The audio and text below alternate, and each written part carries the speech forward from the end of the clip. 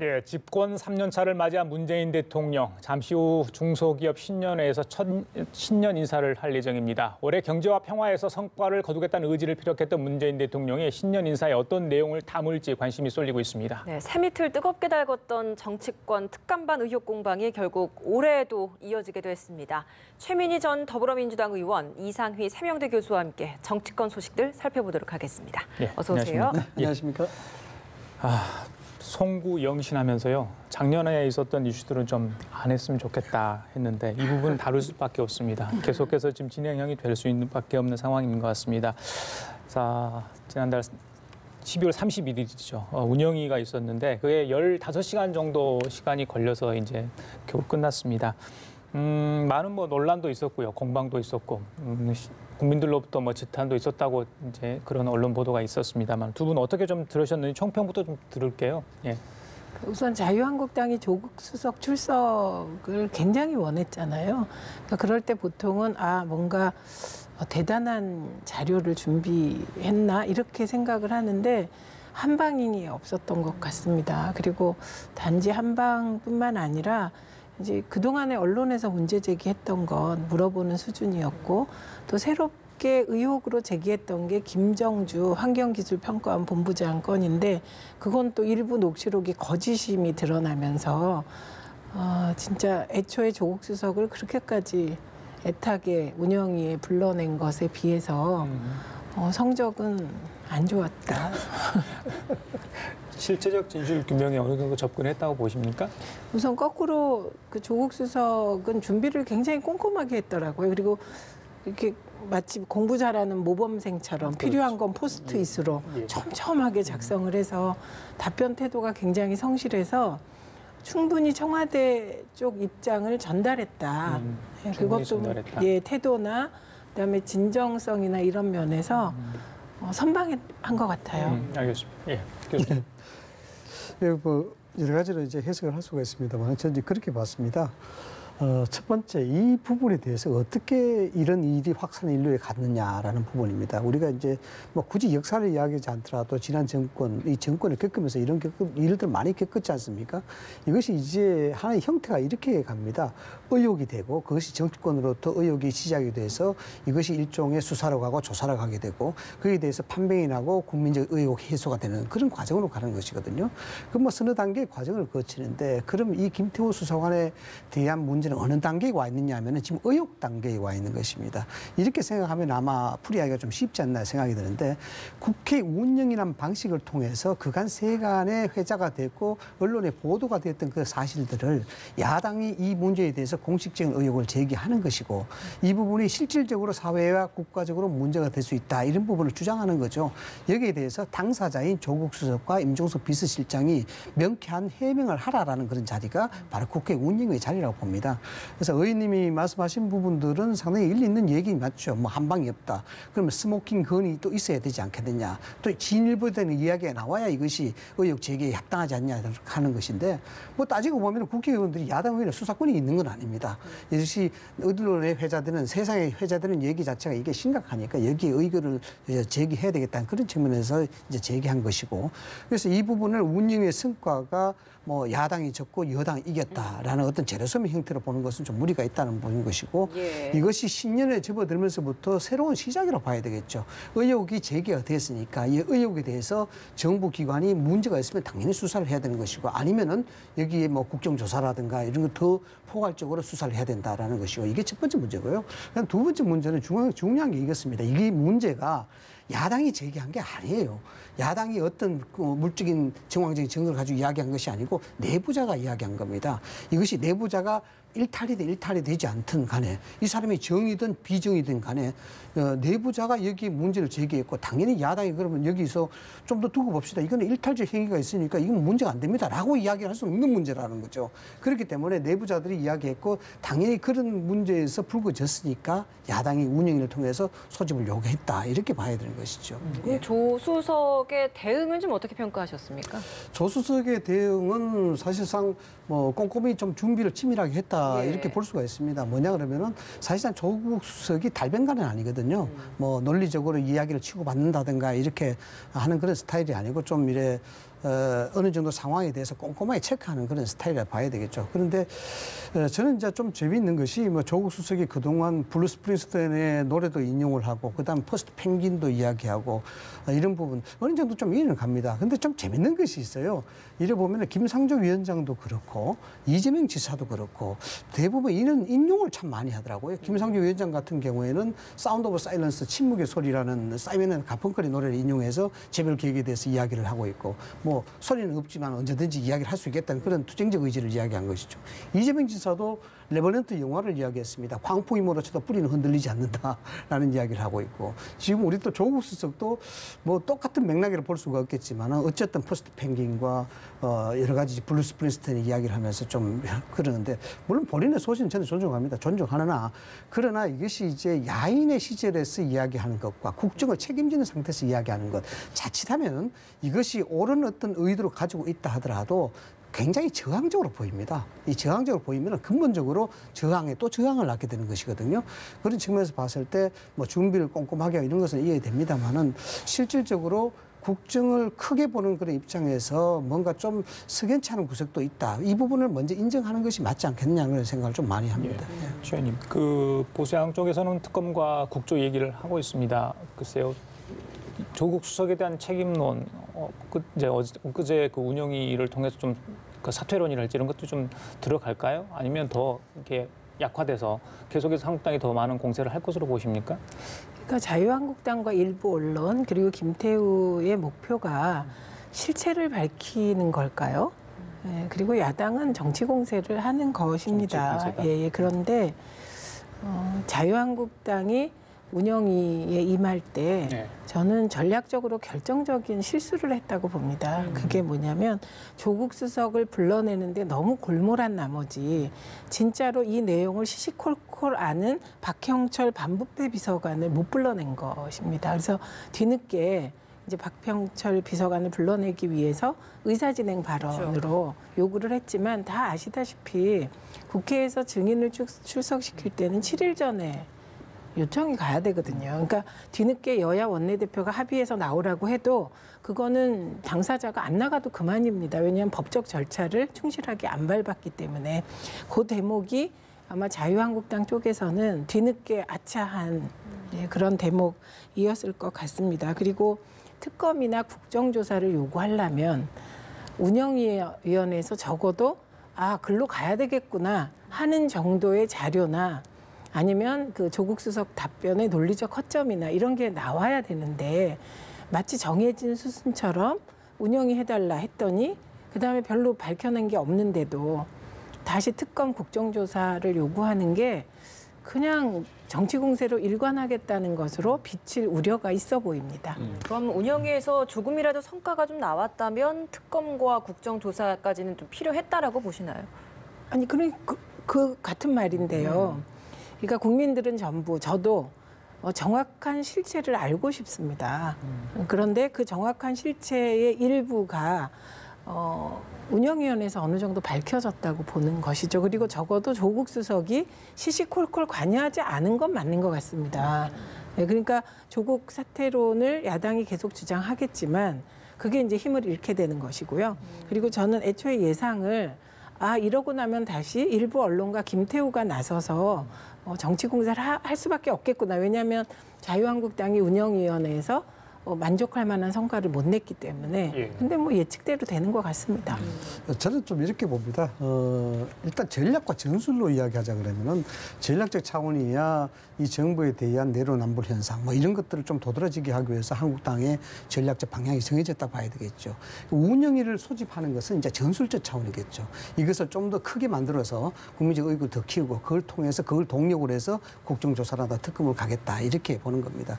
그래서 말씀하신 대로 이것이 어떤 큰 함의적 측면에서는 어떤 사회 정의적 차원에서 야당이 이런 것을 의혹 제기한 것은 당연하다 이렇게 볼 수 있는데 이제 말씀하신 대로 전략적 전술적 측면에서는 조금 무리가 있었지 않나라는 생각이 됩니다. 이게 결론적으로 이야기하자면 이제 여러 가지를 볼 수가 있는데 첫 번째는 이제 운영위의 구성 멤버입니다. 뭐 사범을 통해서 한다고 그러는데 제가 보면은 뭐 상세한 얘기를 말씀을 드릴 수는 없으나 면면을 보면은 한국당 의원들 중에서도 이 문제에 대해서 전문가적인 성향을 갖고 있고 기능을 갖고 있는 박근혜 의원들이 있어요. 의원들이 있는데 이 의원들이 다 빠졌더라고요. 다 빠지고 좀 글쎄요, 좀 의아할 정도의 어떤 의원들이 좀 포진이 됐다는 점. 이런 부분들이 과연 이것이 제대로 밝히기 위한 운영의 소집인가라는 그런 비판이 좀 앞섰다라는 그런 생각이고, 궁극적으로 예를 들어서 이제 곽상도 의원 같은 경우에는 사실상 운영에 들어오면 저는 안 된다는 생각입니다. 뭐냐 그러면은 박근혜 정부 때 초대 민정수석을 했는 사람이기 때문에 이것이 잘 알기 때문에 잘할 수 있을 거다. 이런 논리는 굉장히 단견적인 거예요. 뭐냐 그러면은 조국 수석이 당신도 그리 받지 않느냐라고 묻는다 그러면 이게 이야기가 다른 거거든요. 그런 측면에서 전술적으로 조금 실기한 점이 있다라는 그런 생각을 하고, 그다음 중요한 것은 이것입니다. 굳이 지금 빨리 운영위를 소집할 필요가 있었을까라는 부분입니다. 뭐 결론적인 이야기이긴 합니다만 지금 현재 뭐 신재민 전 사무관의 얘기가 또 불거지고 나오지 않습니까? 그럼 이 사안을 충분히 진행되는 과정을 보고 난 다음에 해도 늦지 않았다라는 그런 생각인데, 너무 일찍 운영위를 소집한 감이 좀 있다는 생각이 좀 전술적 측면만 고려하면 그렇습니다. 예. 이거 하나 여쭤볼게요. 이제 아까 우리 교수님 말씀하셨지만 검찰 이제 수사가 될 수밖에 없는 그런 단계잖아요. 지금 사실 뭐 고소고발전이 난무하고 있는 상황이니까요. 뭐 청와대 행정관 2명도 지금 소환돼서 조사를 받았다고 하죠. 그 김태우 씨는 이제 다른 언론을 통해서 이 운영회가 끝나고 나서 조국 수석의 발언이 모두 거짓말이다 이렇게까지 또 반박을 했습니다. 글쎄요, 이제 뭐 김태우 수사관도 검찰 수사를 받겠죠. 그래서 진실이 밝혀질 텐데 일단 계속 언론을 통해서 이런 반박을 계속 하고 있잖아요. 이런 상황을 어떻게 봐야 됩니까? 계속 이슈화 시키려고 하는 의도가 있다고 보시는 건가요? 김태우 전 수석관의 입장으로 보면은 이 문제를 그냥 넘어갈 수가 없는 문제죠. 뭐 개인적인 일반적 감정론으로 이야기하자 그러면 본인을 미꾸라지로 표현했는데 본인이 여기에서 자존심에 상당한 상처를 받았을 것이다. 그리고 이 문제를 더욱더 그 상처받은 만큼 정의적 문제로 몰고 가야 될 거다라는 그 어떤 절체절명의 자기 자신의 든 그런 입장 변화가 있지 않겠습니까? 그런 측면에서 개인적인 감성을 이야기하자면 그런 점이 굉장히 중요하다. 그래서 이 문제가 만만치 않게 진행되는 부분이다라는 것이고, 그다음 여기 이제 김태우 수사관이 전면에 섞긴 합니다만 뒤에 소위 말하는 백그라운드로 한국당이 있습니다. 한국당이 여기 나경원 대표도 이야기했습니다만 이 부분에 대한 문제는 개인의 일탈에 대한 문제가 아니고 공익 제보자의 문제로 봐야 된다라고 이야기하는 것이죠. 사회적인 주장의 당위성을 이야기하는 겁니다.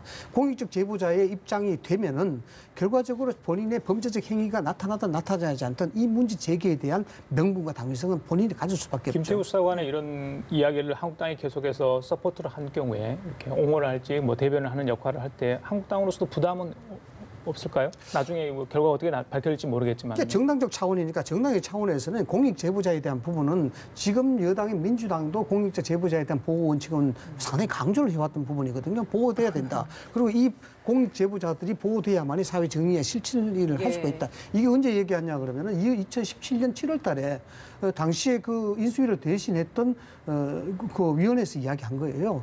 그런 측면에서 봤을 때는 한국당이 이 공익 제보자라고 규정을 하고 난 부분들은 사회적 정의 차원에서 이게 결론이 잘 됐든 잘 못됐든 간에 당연히 공익 제보자의 입장으로서 보호를 해주고 여기에 대해서 그런 사람이 이야기한 것이니까 정의적 차원에서도 이런 의혹을 분명히 밝혀야 된다라는 어떤 명분이 분명히 작용했다고 봐야 되겠죠. 근데 자유한국당이 공익제보자라고 하면 공익제보인 것이 아니거든요.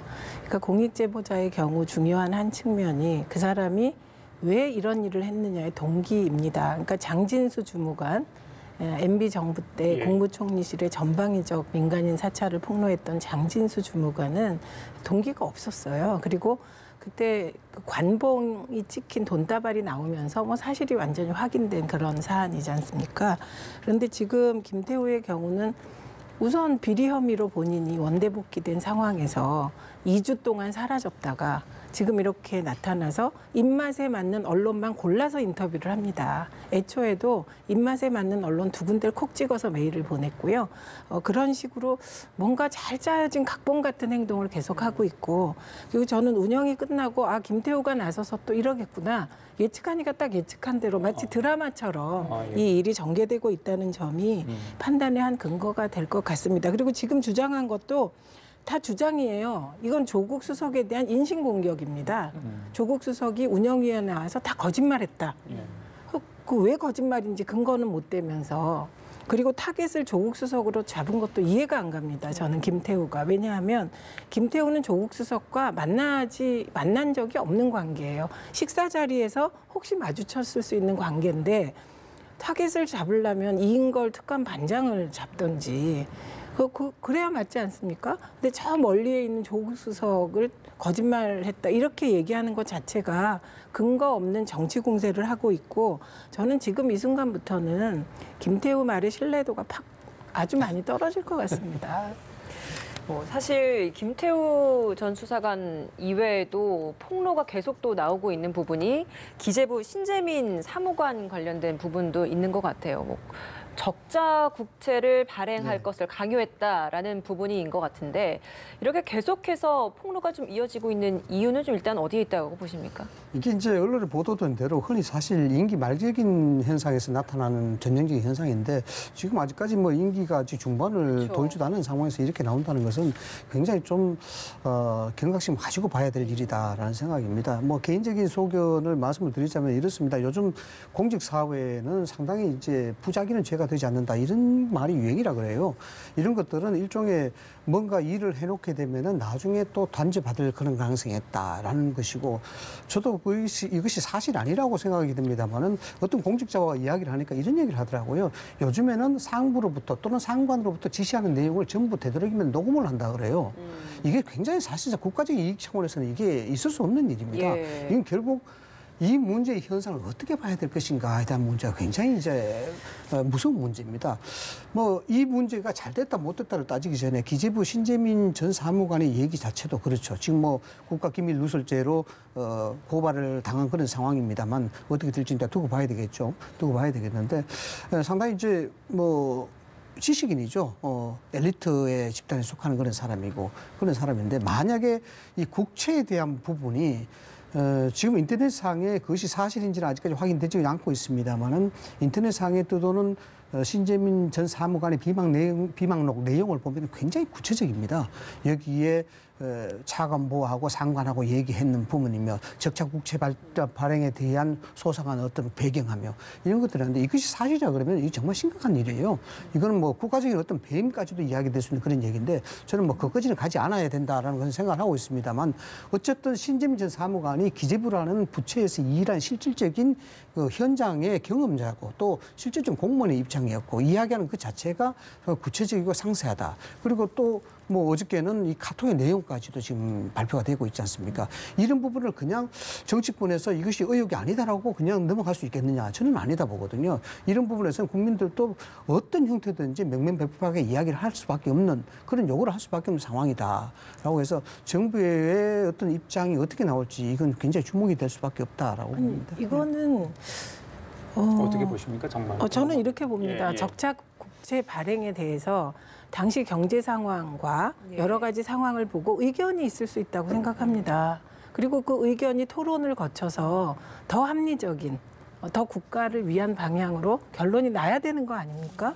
그러면 정부 부처 내에서 아무 토론 없이 그럼 신재민이라는 사람 입맛에 맞는 결정만 나야 됩니까? 그러니까 저는 이게 젊은 공무원이 왜 이렇게 딱딱한 사고를 하지? 오히려 그런 생각을 하였습니다.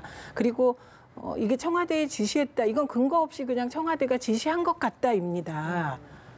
그리고 저는 그런 상황에서 제가 그때 경제 상황에서 적자 국채를 발행해야 되는지 안 해야 되는지 자료 없이 얘기하는 거를 우리가 할 수가 없잖아요. 그 자료가 가장 많이 있는 데가 기재부잖아요. 그래서 기재부에서 내부에서 치열한 토론을 거쳐서 결국은 발행 안 하기로 했다는 거잖아요.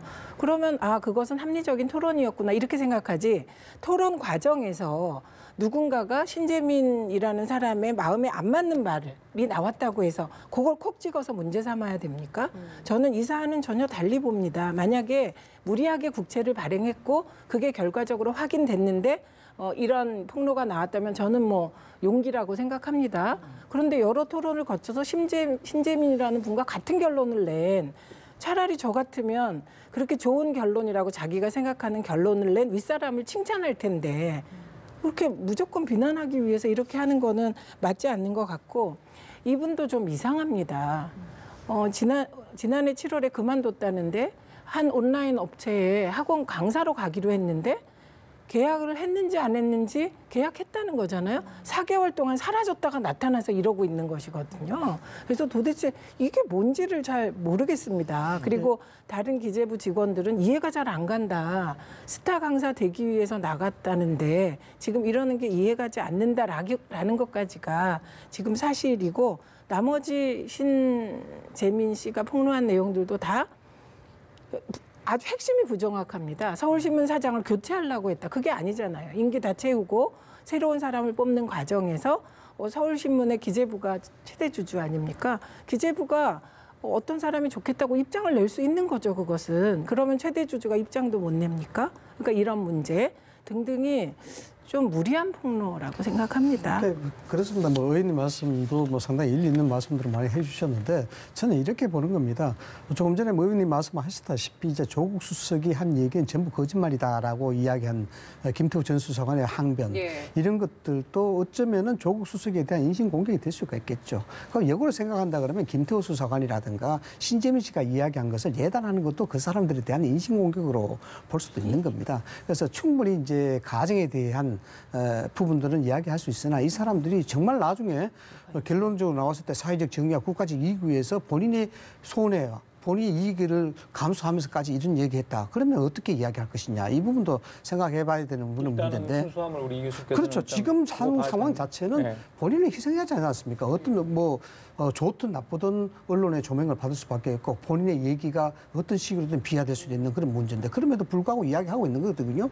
특히나 김태우 전 수석관 같은 경우에 18년 동안 공무원 생활을 했고 2년만 소위 말해서 더 버티게 되면은 공무원 연금 받는 사람이고 소위 말해서 좀 어느 정도 자기만 좀 소극적으로 대응해 주면은 그것이 보장될 수도 있는 그런 부분이 있는 거예요. 그럼에도 불구하고 하고 있는 것이고 지금 신재민 씨 같은 경우에도 그렇습니다. 이 비방록을 보니까 그런 얘기가 나와요. 공무원의 역할에 대해서 본인의 소신을 분명히 이야기해 놨어요. 제가 한 번만 말씀을 드리자면은 법적인 불법과 도덕성 부당은 당연히 거부가 돼야 된다. 정치적 선호도를 초월해서 공약에 따라 국정을 협조할 수 있는 것이 진짜 정치 중립성이다. 이런 얘기를 하고 있고요. 자기도 2016년에 촛불에 섰다라는 입장을 이야기를 분명히 하고 있어요. 이런 상황에서 그 사람이 그냥 장사속 또는 이속을 챙기기 위해서 했다. 이건 좀 지나친 예단을 하면은 이 사람에 대한 그런 주장 이런 것들을 너무 좀 편협하게 보는 그런 게 있다라는 그런 측면에서 오히려 그런 것들이 인신적 공격이 아니냐 저는 그렇게도 볼 수 있는 거죠. 예. 저는 인신공격한 일이 없습니다. 김태우는 조국 수석이 거짓말을 하고 있다고 규정을 했어요. 그게 인신공격이라는 거고 저는 김태우가 폭로하게 된 동기나 배경이 석연치 않다라고 말씀드리고 있는 거고요. 신재민 씨의 경우는 지금 말씀하셔서 생각났는데 내가 굶어 죽게 생겼다는 식으로 얘기하면서 계좌번호까지 이걸 어떻게 순수하게 보겠냐. 이 정도 얘기가 인신공격이라고 생각이 되지 않고요. 그리고 자기가 학원 강사로 나가기로 한 그 온라인 교육업체를 공개하면서 홍보하는 행위. 이거는 본인의 순수성을 정말 극도로 떨어뜨리는 행동으로 잘못한 것이죠. 그 부분은. 예, 알겠습니다. 그래서 한 말씀만 좀 드리자 그러면. 그 알베르토 까미가 그런 이야기를 했습니다. 어제의 범죄를 용서하는 것은 내일의 범죄에 용기를 주는 것이다라는 건데 그런 측면을 본다면 이 부분이 명명백백하게 밝혀져야 되는 부분이에요. 예. 뭐 이번 두 사건을 좀 바라보면서 사실 뭐 진실 여부를 떠나서 이 같은 폭로가 계속 나오고 있다는 부분에 좀 문제가 있지 않나. 어떤 부분에 있어서 이런 것들을 바라봐야 되는가. 어떤 측면에서 바라봐야 되는 것인가. 진실을 가리는 것이 당연히 중요하지만 이와 별개로 뭐 공무원과 관련된 부분에 있어서 이런 폭로가 계속 잠깐만요. 자, 문재인 대통령 오늘 서울 여의도 중소기업중앙회에서 사회각계 주요 인사와 정부 주요 인사 300여 명을 초청해 신년회를 열었습니다. 네, 현장 연결해서 함께 들어보도록 하겠습니다.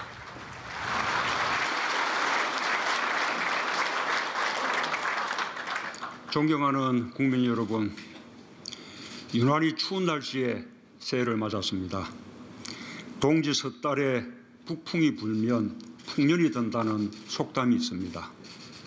추운 날씨가 올해 풍년을 알리는 소식 같습니다. 이 추위를 이겨내고 2019년 한 해 국민 모두의 가정과 기업에서 대풍이 들길 기원합니다.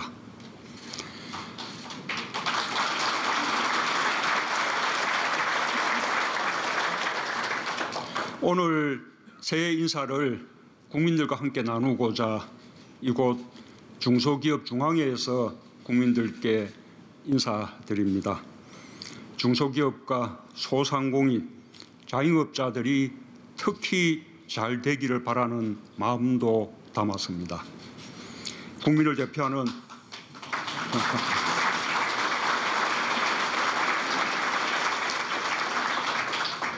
국민을 대표하는 각계각층 대표와 오부 요인을 비롯해 원로 여러분께서 함께해 주셨습니다. 특히 경제인도 많이 모셨습니다. 조금 전 2018년을 빛낸 특별한 국민들의 영상 인사가 있었습니다. 변화의 원동력도 또 변화를 이뤄내는 힘도 국민에게 있다는 것을 다시 한번 느낍니다. 서로를 향한 공감의 마음과 성숙한 문화의 힘이 우리를 여기까지 오게 만들었습니다. 국민 여러분께 진심으로 감사드립니다. 국민 여러분, 내외 기빈 여러분, 우리는 모두 오늘이 행복한 나라를 꿈꿉니다. 우리의 어머니 아버지들은 내일을 위해 한평생 아끼고 살았습니다. 자식 잘 되는 것을 보람으로 여기며 오로지 일에 묻혀 살았습니다. 자식들을 생각하며 자신을 위해서는 잘 서지도 못했습니다. 나라 경제가 좋아지고 기업은 성장하는데 왜 내 삶은 나아지지 않는지 힘들어하기도 했습니다. 2해 전 겨울 전국 곳곳 광장의 촛불은 정의롭고 공정한 나라를 열망했습니다. 위법과 특권으로 얻어진 것을 바로잡기 원했습니다. 공정한 기회와 결과만이 옳다고 선언했습니다. 어머니와 아버지의 삶을 지켜본 아들, 딸들이 어머니와 아버지의 오늘과 자신들의 오늘이 함께 행복하길 희망했습니다. 우리는 작년 사상 최초로 수출 6천억 불을 달성하고 국민소득 3만 불 시대를 열었습니다. 인구 5천만 명 이상 규모를 가진 국가 중에는 미국, 독일, 일본 등에 이어 세계 7번째입니다. 2차 세계대전 이후 독립한 신생국가 중에 이렇게 경제 강국으로 성장한 나라는 우리가 유일합니다. 매우 자부심을 가질 만한 성공입니다. 그러나 우리는 지금 중대한 도전에 직면해 있습니다. 매 정부마다 경제 성장률이 낮아져 이제는 저성장이 일상화되었습니다. 선진 경제를 추격하던 경제 모델이 한계에 다다랐습니다. 잘 살게 되었지만 함께 잘 사는 길은 아직도 멀기만 합니다. 수출 중심 경제에서 수출과 내수의 균형을 이루는 성장도 과제입니다. 가치를 창조하는 혁신과 우리 경제의 구조적 한계를 극복하는 새로운 산업 정책이 필요합니다. 선진국을 따라가는 경제가 아니라 새로운 가치를 창출하고 선도하는 경제, 불평등과 양극화를 키우는 경제가 아니라 경제 성장의 혜택을 온 국민이 함께 누리는 경제라야 발전도 지속 가능하고 오늘이 행복해질 수 있다는 것을 우리는 잘 알고 있습니다. 하지만 경제 정책의 기조와 큰 틀을 바꾸는 일입니다. 시간이 걸리고 논란이 있을 수밖에 없습니다. 가보지 못한 길이어서 불안할 수도 있습니다. 정부도 미처 예상하지 못하고 살펴보지 못한 부분도 있을 것입니다. 왜 또 내일을 기다려야 하느냐는 뼈아픈 목소리도 들립니다. 우리 경제를 바꾸는 이 길은 그러나 반드시 가야 하는 길입니다. 2018년은 우리 경제와 사회 구조를 큰 틀에서 바꾸기 위해 정책 방향을 정하고 제도적 틀을 만들었던 시기였습니다. 2019년은 정책의 성과들을 국민들께서 삶 속에서 확실히 체감할 수 있도록 최선을 다하겠습니다. 국민의 삶이 고르게 나아지고 불평등을 넘어 함께 잘 사는 사회로 가는 첫 해로 만들어 보겠습니다.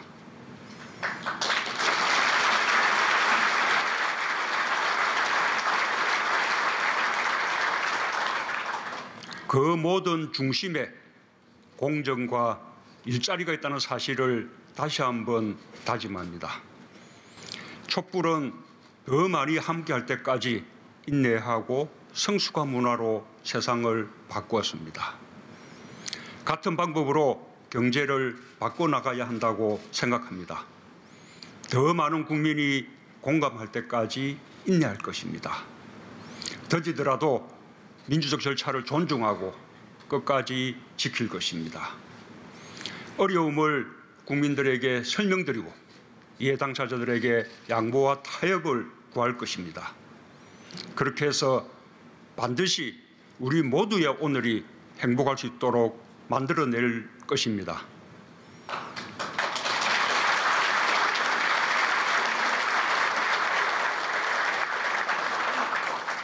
국민 여러분, 예배 기빈 여러분, 함께 혁신해야 합니다.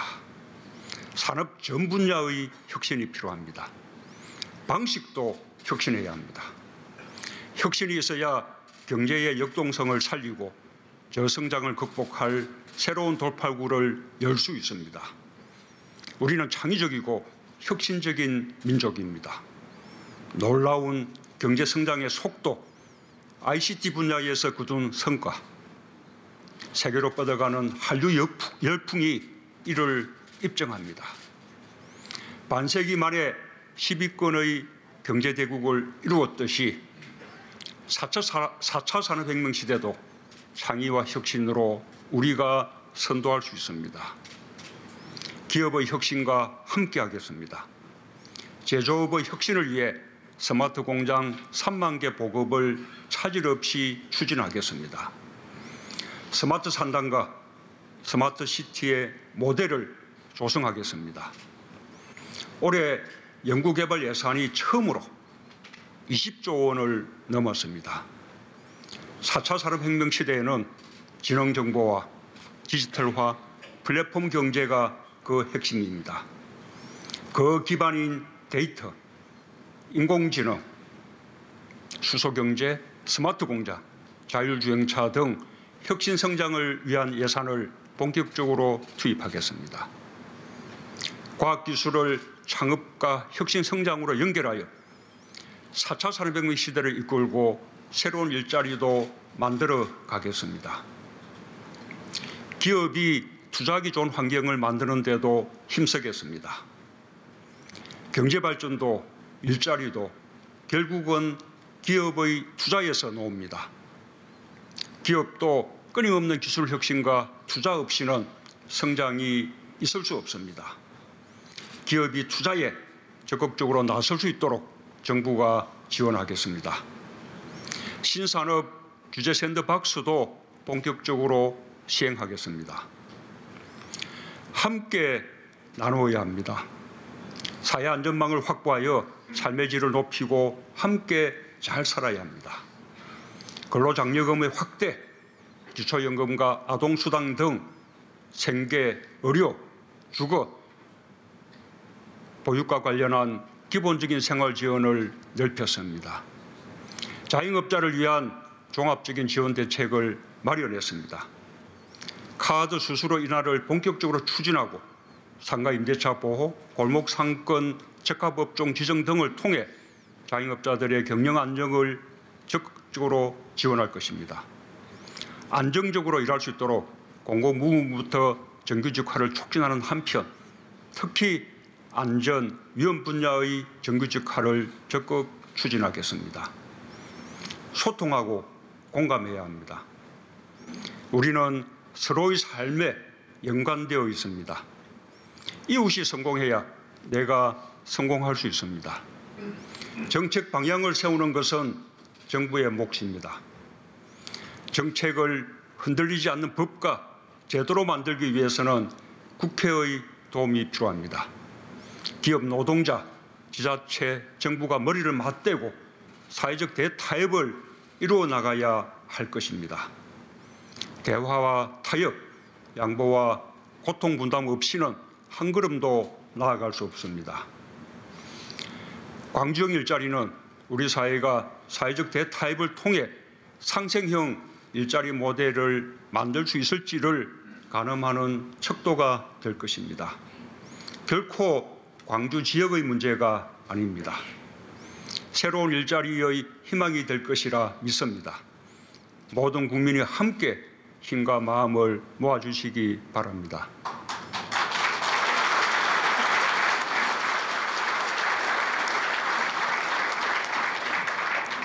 존경하는 국민 여러분, 지난 한 해 국민께서 열어주신 평화의 길을 벅찬 마음으로 걸었습니다. 지난 한 해 우리는 평화가 얼마나 많은 희망을 만들어내는지 맛보았습니다. 그러나 지금 우리가 누리는 평화는 아직까지는 잠정적인 평화입니다. 새해에는 평화의 흐름이 되돌릴 수 없는 큰 물결이 되도록 최선을 다하겠습니다. 한반도의 완전한 비핵화와 항구적인 평화가 정착되면 평화가 번영을 이끄는 한반도 시대를 열어갈 수 있을 것입니다. 한반도 신경제 구상을 실현하고 북방으로 러시아, 유럽까지 철도를 연결하고 남방으로 아세안, 인도와 평화와 번영의 공동체를 만들어 갈 것입니다.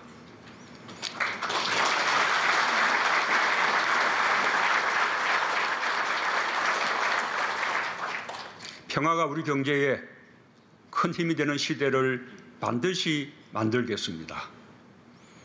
이 나라는 평범한 국민들의 힘으로 여기까지 왔습니다.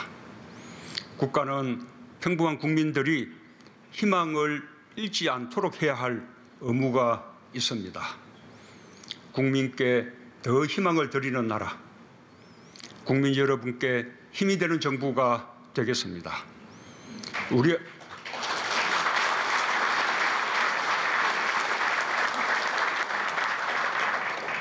우리의 오늘이 행복할 수 있도록 해내겠습니다. 우리는 할 수 있고 반드시 해낼 것입니다. 감사합니다.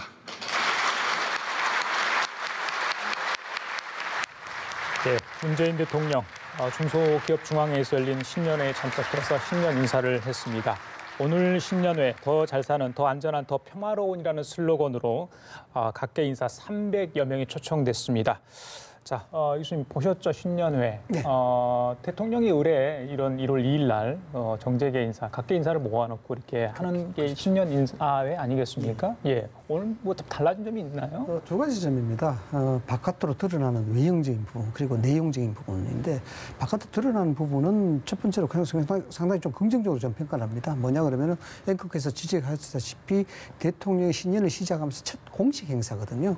공식 행사인데 중소기업 중앙회를 방문했고 여기에 많은 사람들이 참석을 했고 실질적으로 화면을 보셨습니다마는 현 정부의 브레인들은 거의 다 참석을 했습니다. 이 부분에 대해서는 의미 자체가 앞으로 경제적 정책에 상당한 방점을 찍겠다라는 그런 의지 그리고 경제에 대한 중요성 이런 부분들이 필요한다라는 부분이고 하나씩 더 유의미한 부분들은 통상적으로 청와대에서 대통령의 의전 행사할 때 자리 배치에 대한 부분은 상당히 고려를 많이 합니다. 그렇죠. 정무적으로 굉장히 고려하는데 오늘의 가장 핵심적인 장면은 이재용 부회장과 김수현 정책실장이 같은 자리에 앉아 있다라는 부분입니다.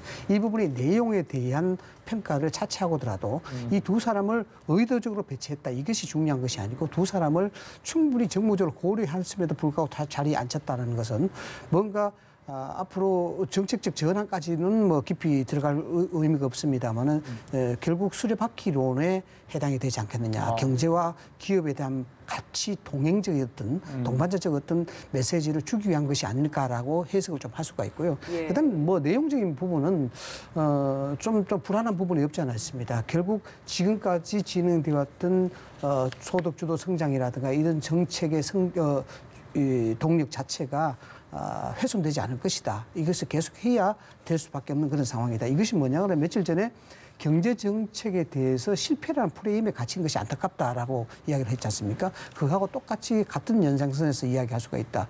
결국 궁극적으로 지금 하고 있는 정책에 대한 변화는 굉장히 위험한 일이니까 이 부분을 계속해서 끌고 나가겠다라는 대통령 의지를 분명하게 이야기한 것이다라고 해석을 할 수가 있습니다. 예. 최 의원님, 예, 어떻게 들으셨어요?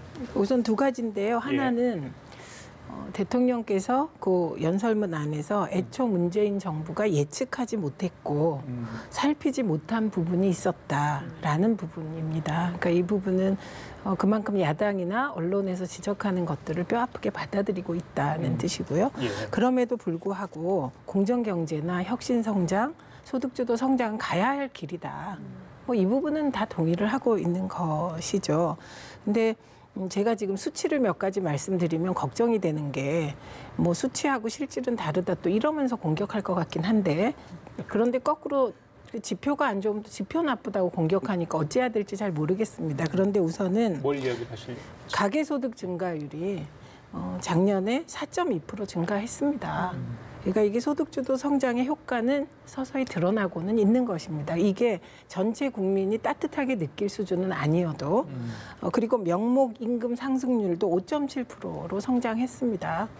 그리고 고용률도 67.1%로 늘었습니다. 일자리가 아무리 준다고 해도 11월에는 16만 개의 일자리가 다시 생겼고요. 그러니까 이게 서서히 바뀌기 때문에 그 효과가 체감하는 데까지 가기 위해서는 또 여러 가지 노력이 필요하겠다 싶고요. 특히 지금 말씀하신 것 중에 광주형 일자리는 노사 상생의 새로운 형태로 굉장히 중요하다고 생각합니다. 그래서 그런 거 강조하신 것이고요. 그다음에 아까 이제 말씀하셨는데 중소기업 중앙회에서 하면서 김수현 실장하고 이재용 부회장이 같이 앉아 있는 게 되게 상징적인 게요. 사실은 공정 경제가 굉장히 중요한데 그 핵심이 대기업과 중소기업, 중소기업과 더 영세한 기업 사이에 차별이 존재하면 안 되는 거잖아요. 그 사이에 여러 가지 불공정 행위들을 단절시켜야 된다는데 그 의지가 드러난 것으로 봅니다. 그리고 이게요.